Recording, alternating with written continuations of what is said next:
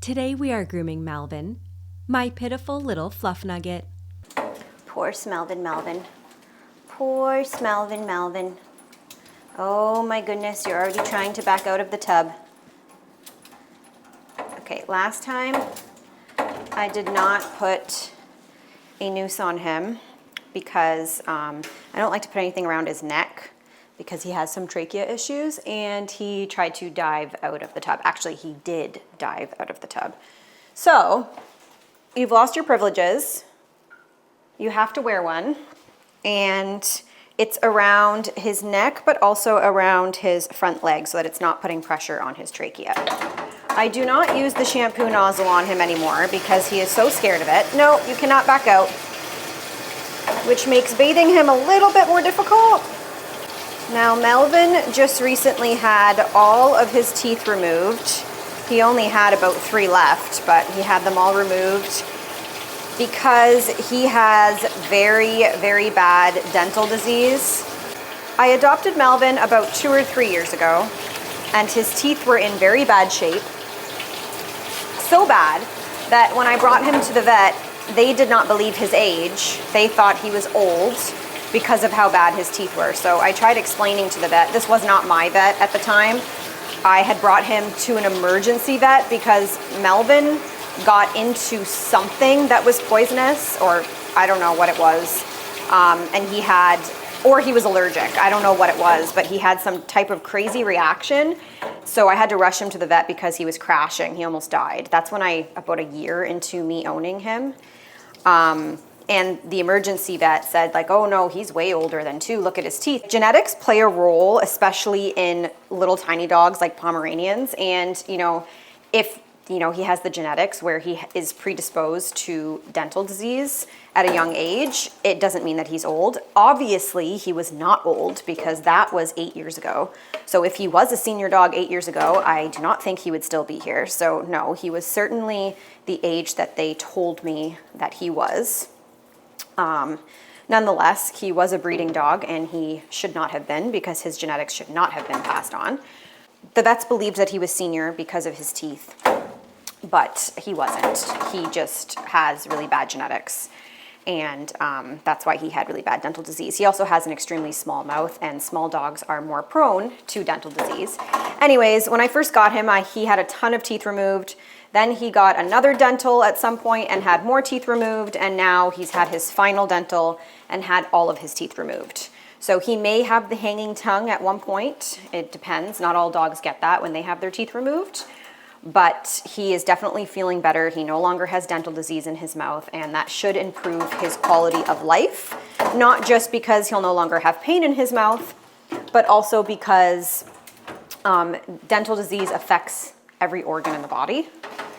I have to do your face now. It, causes strain on the heart, it causes strain on the kidneys, it causes strain on everything because it's essentially bacteria going through the mouth, through the gums, into the bloodstream, running through his organs every single day, and eventually could cause heart failure if his teeth were not cared for. He is not a dog that allowed teeth brushing, but even if he did, I don't think it would have solved the issue. So fortunately for him, he no longer has to deal with dental disease, which should help him to live a longer and healthier life. Right? Melvin is only 3 pounds. He's a tiny little guy, and he really despises grooming, particularly the bath. But he's actually doing really well today compared to how he normally behaves in the bath, so I'm pretty happy about that.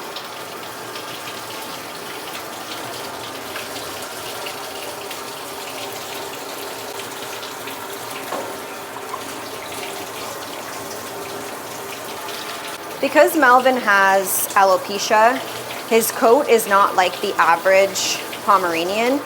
It is very woolly, and it absorbs things such as water, for example, or soap, and it can be hard to get anything out of his coat. His coat is also very difficult to brush because he has alopecia. The denseness makes it painful to brush him, so it's actually easier for me to fully groom him and blow out his coat with the dryer than it is to actually brush him. So he doesn't really ever get brushed because of that, and he doesn't tolerate it very well. He has staining all over. You can see his face. His front legs are all stained. That's saliva staining because he's constantly licking at himself. He has allergies. I don't know exactly what he's allergic to, but he does have allergies. So right now we're trying a new food, see how that works for him. But it could be environmental. It might not even be food related. It's hard to tell. So that's the reason why he has staining, because of his allergies and his licking.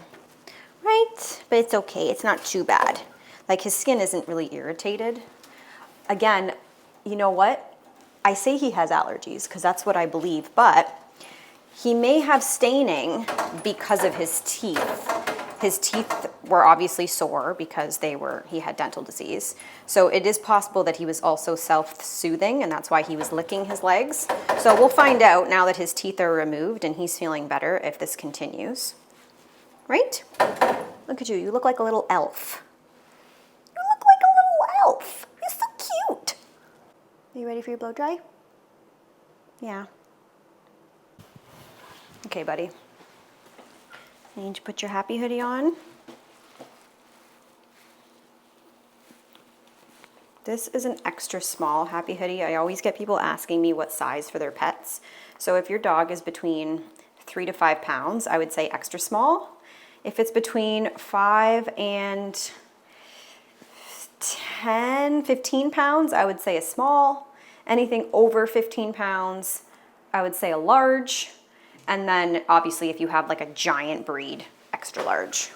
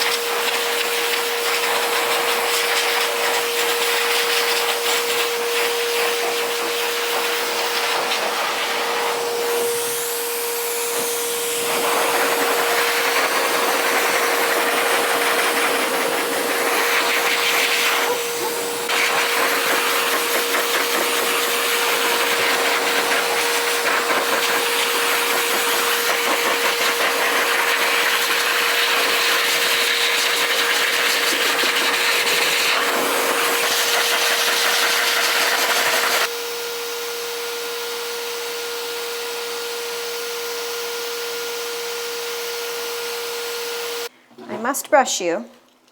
I know you don't really like this part. Melvin was blowing a ton of undercoat. I don't think I've ever seen him blow coat like that before. I know you hate brushing, and you also don't like your back legs being touched because you have bad knees. Now, Melvin was wearing a diaper when he was in the first part of the video, which I meant to explain and I forgot. So when I adopted Melvin, he basically had zero socialization. He lived inside of a playpen for however many years he was there. Kind of like a puppy mill situation. And so he was living amongst a lot of other dogs, and he was marking and peeing in the house. So training him to use the bathroom outside when I first got him was a challenge. I did train him. However, the marking is something that I have been unable to stop despite my best efforts. So because he will mark things, like he will mark even Gidget, he'll try to pee on her. He will mark the food bowls. He will mark pretty much everything. And I think a big part of that has to do with the fact that I have other animals, especially other male dogs in the house.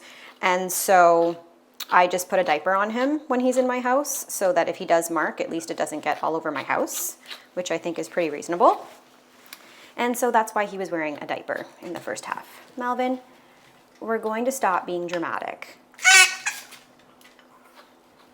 Melvin is also a very, very dramatic dog. Over the tiniest little inconveniences, he will scream bloody murder, just like you heard him scream just now, as if you are killing him in many circumstances. So even one time, I think I've told this story on the channel before, but there might be new people here. One time, he was just laying on the floor in my bedroom and I had the ceiling fan on and there was a piece of paper on the side table and the ceiling fan had blown that piece of paper and the piece of paper like fell on him and he screamed for a good 30 seconds straight, ran out of the bedroom and refused to come back in the bedroom for the rest of the night. So if that's any inclination of how dramatic he is, the tiniest little things will get him to scream just like you heard him scream just there. He does not like pretty much anything. He's a big screamer. The cats, they're very good at avoiding the dogs. So for example, if they're like on top of something and they go to jump down and the dogs are below them, they won't jump on the dogs. But they will jump sometimes right beside them. So they will jump sometimes right beside Melvin and that scares Melvin and so he screams.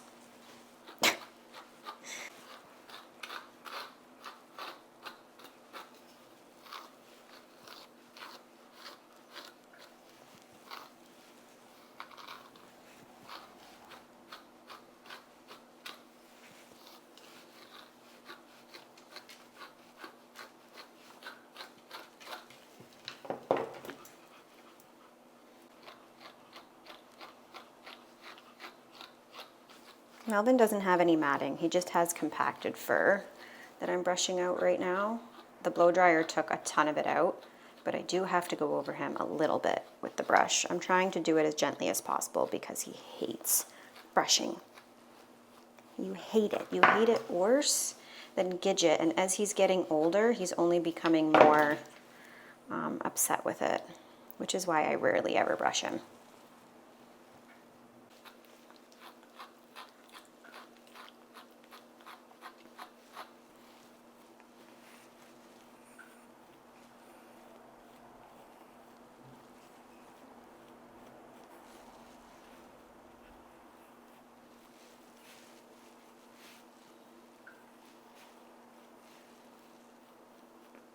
Okay, now that Melvin is all brushed out, I am going to take him shorter today. So what I'm gonna do is start by skimming over him with a 10 blade.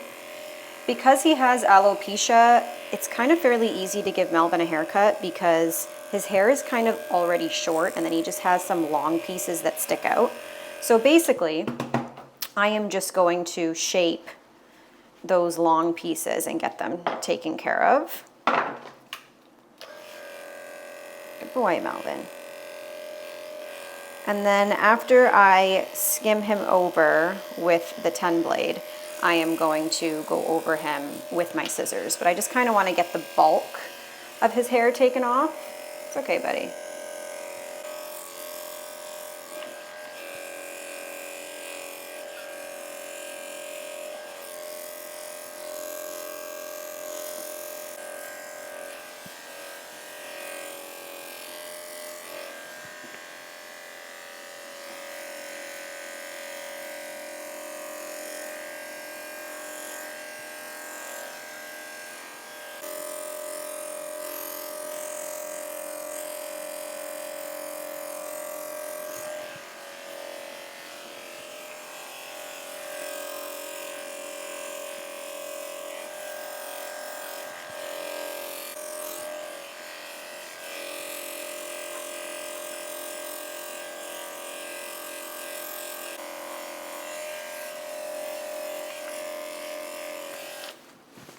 Okay, now we shall go over you. Let me do your ears first because your ears are all out of whack. They should be a little bit shorter.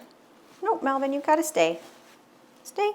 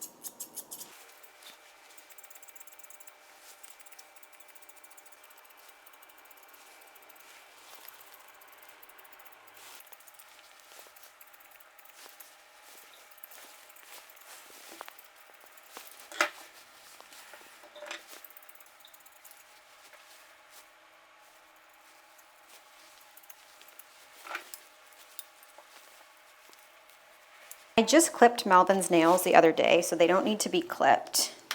But I'm just going to quickly tidy up his paws. Good boy. Even they don't really need to be done because I just did them. Quick little tidy up. It's been a while since I've had Melvin on the channel, so I thought I'd give you guys a little update on him today. He actually did much better today than he normally does for grooming. He's normally a bit of a pain, right? You're a good boy today.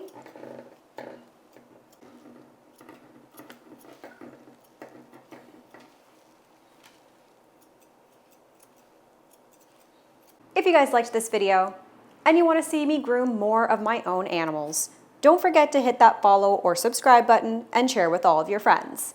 And if you want to see more personal content, you can follow along on the Girl with Her Dogs YouTube channel. Thank you all so much for watching, and I'll see you again in a few days.